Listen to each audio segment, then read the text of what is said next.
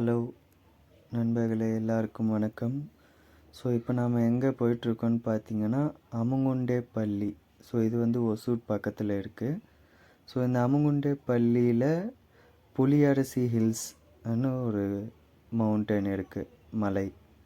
So இந்த மலையில் வந்து சிவன் டெம்பிள் இருக்குது, ஓகேங்களா. ஸோ அங்கே தான் நாம் போயிட்டுருக்கோம். ஸோ நாங்கள் ட்ராவல் பண்ணி வந்த மெயின் ரோடெல்லாம் நல்லாவே இருந்துச்சு.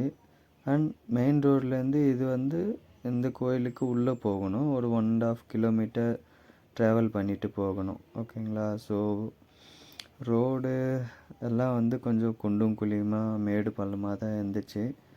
பட் எல்லாமே நாங்கள் மேனேஜ் பண்ணிவிட்டு போனோம். ஸோ கிளைமேட்டும் நல்லா இருந்துச்சு அந்த டைமில். மழைலாம் எதுவும் இல்லை, அவ்வளோ வெயிலும் இல்லை. ஸோ பீஸ்ஃபுல்லாக தான் இருந்துச்சு ட்ராவலிங் கூட.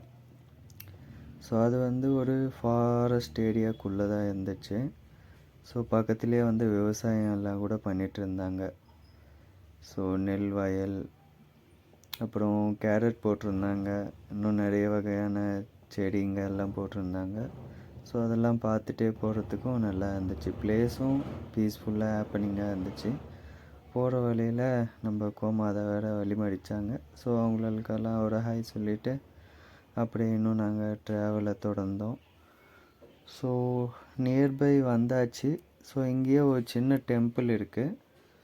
ஸோ ஆனால் இது வந்து என்ட்ரன்ஸ் தான். ஸோ இதுக்கும் கொஞ்சம் இன்னும் உள்ளே போகணும்.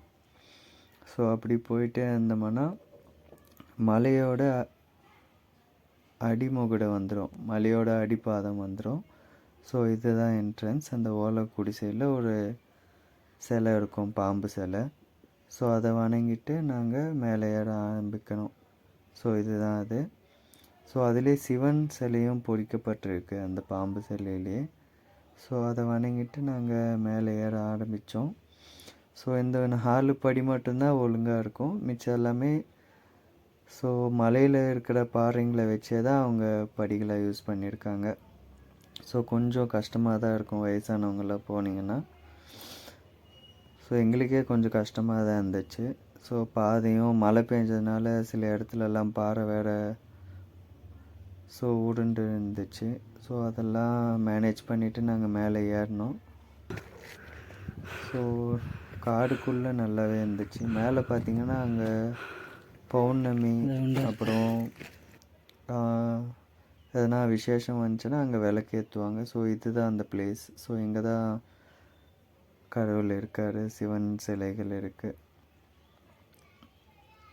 ஸோ சின்ன குகை தான் இது. ஸோ அதுக்குள்ளே கொஞ்சம் குனிஞ்ச மாதிரி தான் நீங்கள் வரணும்.